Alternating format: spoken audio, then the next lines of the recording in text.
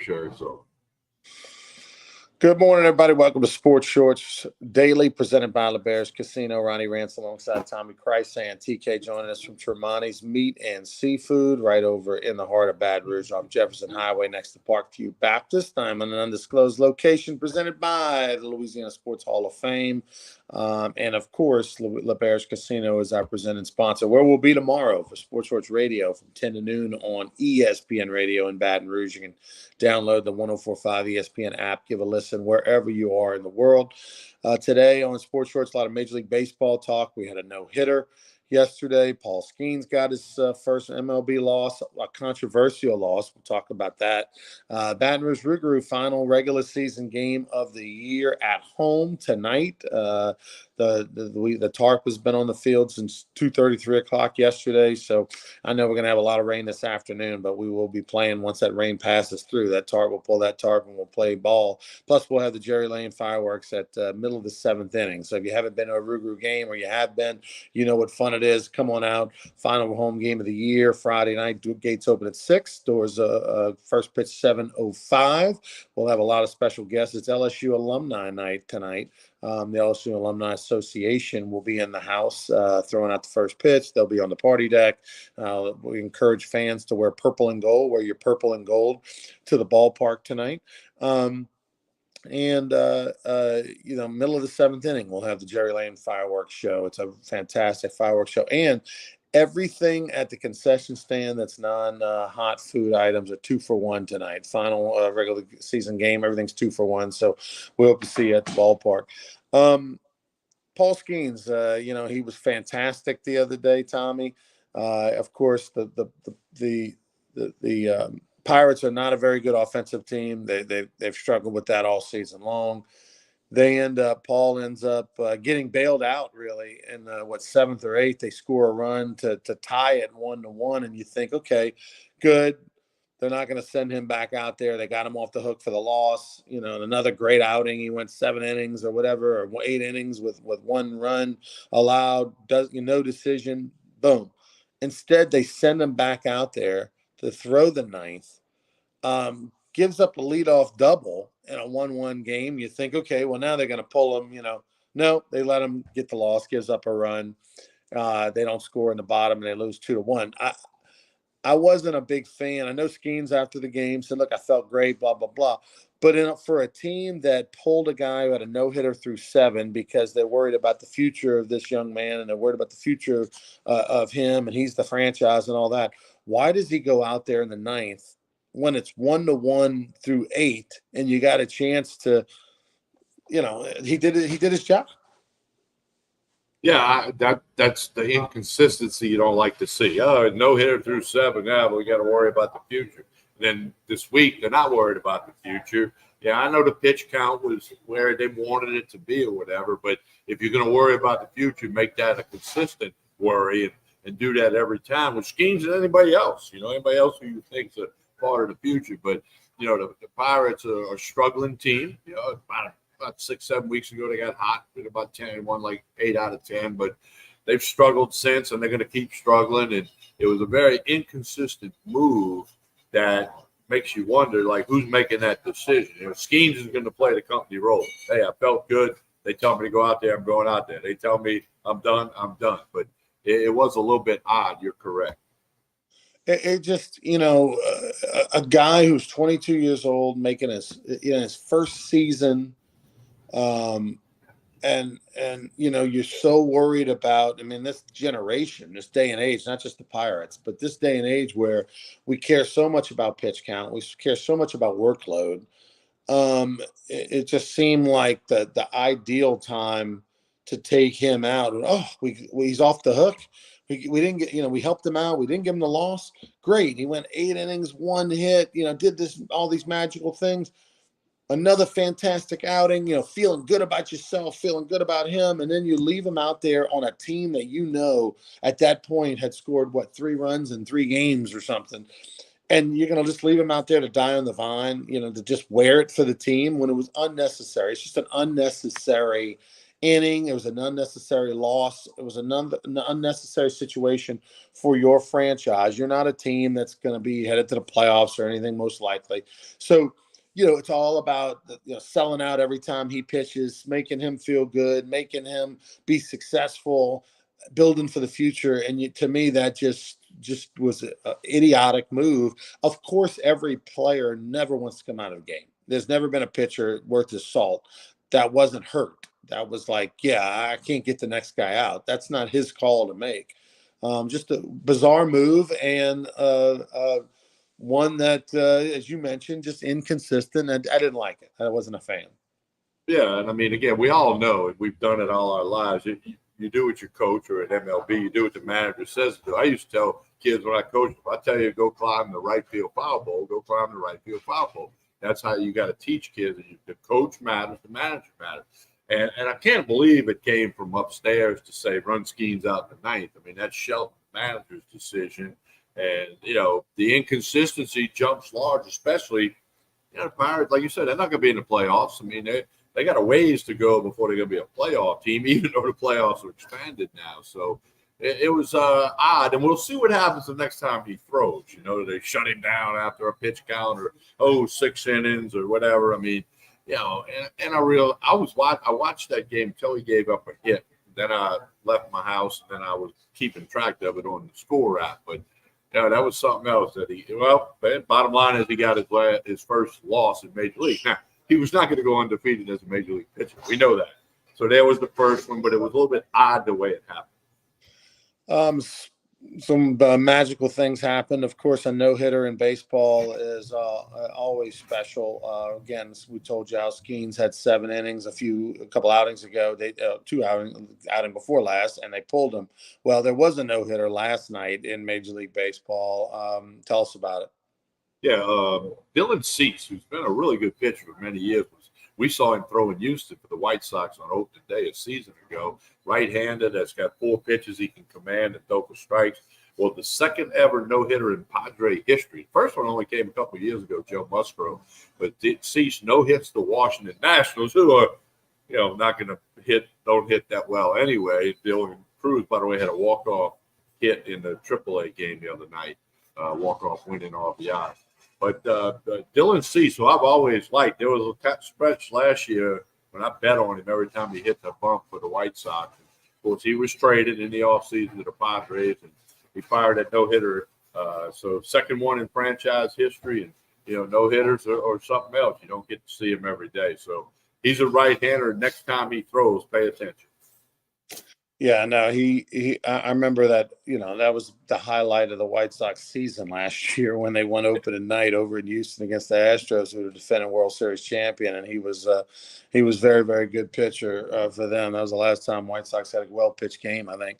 They've been so bad ever since. But, magical thing, a no-hitter in baseball. And look, I kind of think that those types of things, Tommy, are going to get fewer and fewer because of the concern for arms, the concern for pitch counts, the way that pitchers don't go deep into games anymore and throw complete games, forget no hitters, but they just don't do it like they used to. So because of that, we see more and more cases where guys go 6 innings with no hit ball and they pull them and turn it over to the bullpen. It's going to become rarer and rarer, no hitters and perfect games. Yeah, it really is. In a way, that's unfortunate. I guess it's because all the money involved, But then you go to the money involved with Skeens in the future of the Pirates, and they run him out there for the ninth the other day when, 2 weeks ago, they didn't run him out there when he had a no-hitter going, and the pitch count was reasonable. I guess that's just the way it goes now. I mean, it's a money decision, really, if you boil it down. Not quite to August just yet, but NFL spring, training camp has begun. And we'll have a lot more to talk about with that in the month of August.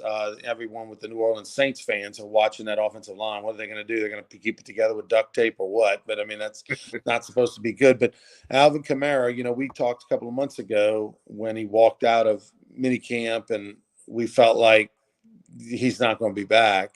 But surprisingly, he is in camp right now. Well, he pulled the Marshawn Lynch thing. I'm here because I don't want to get fined. I mean, come on, it is what it is. It's money again. Boil it down to the money. But nothing earth-shattering out of Saints camp yet, other than the fact they're out in California, not in Metairie, due to some work being done on the facility in Metairie. Yeah, but we talked about this last week. Kamara in the last 3 years has averaged less than 4 yards per carry. I know the NFL is a passing and offensive game, but less than 4 yards a carry is not worth a big contract. Okay, he's on the back end of his career. He was very productive for many years and a great contributor to the Saints, but those days are over. But then DeAndre Miller, running back, who was going to be getting a bunch of carries, got hurt a couple of days ago. We're still waiting for the full report on him, but that wasn't good. And I mean, injuries happen. We all get that, but not looking good for the Saints. I mean, when you look at the big picture, I just can't see the Saints winning a lot of football games this year. I mean, I'm thinking they're going to be 6-11, 7-10 at best. Yeah, you mentioned the over under 7.5 wins this year. Take the under. You may want to take it now, because if they start looking atrocious in training camp, or if Kamara gets traded or the other guys get hurt, it might fall to 7. So and why you can, it's gonna be a bad deal. The reminder for those folks: Baton Rouge Rougarou tonight, 7:00, final regular season home game. Fireworks in the middle of the 7th, thanks to Jerry Lane Chevrolet. So come on out tonight if you've been wanting to go and waiting to go and putting it off. Maybe you went in June, hadn't been back. Tonight's the final regular season game, so stop on by tonight. The gates open at 6. By the way, rain will be in the forecast this afternoon. The field is tarp since 2:30, 3 o'clock yesterday.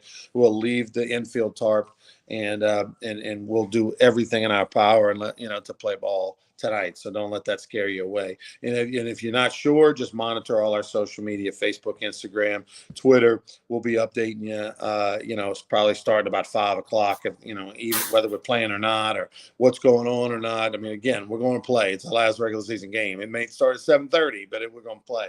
But we'll let you know on Facebook and Twitter and Instagram if there's any changes whatsoever. So we'll see you tonight at the ballpark. What else is going on? We got Olympics, Tommy. I mean, it used to be back in the day, man, Olympics stopped everything, but that's the opening ceremony start today. Yeah, they really do. And I mean, actually, some Olympic competition started 2 days ago. I guess they wanted the opening ceremony to be on a Friday, but they're in Paris, France, and with the time thing, what's live, what's on replay, you have to get up at 4 a.m. to watch what you want to watch. I mean, that's normal. And don't forget, the Olympics are in Los Angeles in 4 years. Ronnie will be in the house for that. Mm-hmm. I talked to some other people who talk about going to RP3, Raymond Parch, who did Sports Shorts Daily with me Wednesday. He's going to go. He said it the other day on the show. He's going to be out there for a portion of it at some point in time. Well, said it was on his bucket list, like it's on your bucket list. But anyway, the Olympics, USA, there's 31 athletes from LSU. We'll have an LSU tie that are going to be participating. There's much more if you add in the state of Louisiana. And then, so I'm looking forward to it. I want to see the track and field, like always. I want to see Mondo Duplantis. You and I both know that family well. So a lot of things to look forward to. And look, I looked at the schedule today. It's like 35 pages long on the internet. So, I mean, you got to find your event, search for it, find out when you can watch it on NBC or Peacock. A lot of it's going to be live, but not all of it. So hopefully USA can do well. Red, white, and blue. Let's go get it. It used to be when you didn't have the option of watching it live and you just had to watch it tape delayed, and whatever, NBC showed you at night is what you watched. That's probably still the way that I'm going to watch it. Is just kind of watch some highlights and things at nighttime. But I mean, the opening ceremonies for the Olympics is definitely must see TV, man. If you can watch it live at 12:30 today, do so. If not, tonight, DVR it, whatever the case may be. It's always phenomenal. And, you mentioned Mondo Duplantis, his brother Antoine, flying out on August 1st because the pole vault section is later. Of course, Mondo, the defending Olympic champion, gold medalist, but he's going to be representing the country of Sweden. We know we've talked about that many times in the show, even though he's from Lafayette. went to Lafayette High and LSU. He's competing under the flag of his mom's country because he was able to do so at a young age internationally, 2 years earlier internationally, and then now in order to switch allegiances, if he wanted to compete for the United States, he couldn't compete internationally for like a year or two, and of course that's not going to happen. But he should double. He should get his second gold medal. He's a favorite. He's the number one jumper. A pole vaulter in the world by far right now. Yeah, lots of United States, particularly in track and field. I'm looking forward to the 100, 200 meters. That's my favorite events in track and field. So I'll be watching that. And United States Dream Team basketball will be watching that and seeing how they're doing. So a lot to get into this year in the Olympics. It's the only time I watch gymnastics is on the Olympics. So I'll be doing that as well. So the Olympics go through August the 11th. So you got a lot going on for the next 2+ weeks where you can catch your favorite Olympic event. TK, tell us about Tremonti's as we get out of here. Well, yeah, they as they've been doing on Fridays, it's very popular. Bull crabs and bull shrimp, $19.99, but you must call it a reserve. They are going to run out. Call 225-751-7665. Yeah, you got the lunch special today, the fried catfish with crawfish etouffee. All your meat and seafood for the weekend, wine, bourbon, vodka, tequila, everything you need right here at Tremonti's Meat and Seafood. And again, today, starting at 3 o'clock, half a dozen ball crabs, 1 pound of boiled shrimp, $20. You can't beat that anywhere. I've talked to people that have had that in recent weeks. It is fantastic. You can't miss on that. As we always say, like and share this show. That helps everybody involved. We appreciate you watching. And don't forget Sports Shorts Radio tomorrow morning, 10 a.m. to 12 noon, 104.5 ESPN Baton Rouge. We'll be live in the sports book at the LeBears Casino here in Baton Rouge. Ronnie Rance and I will be there live. We'll have Joel Davis on. You don't want to miss that. And we appreciate you coming on out and saying hello. If not, be sure to listen on the app or iHeartRadio, 104.5 ESPN Baton Rouge. On behalf of everybody here at Tremonti's, I'm Tommy Christ saying, like and share this show. We'll talk to you again soon.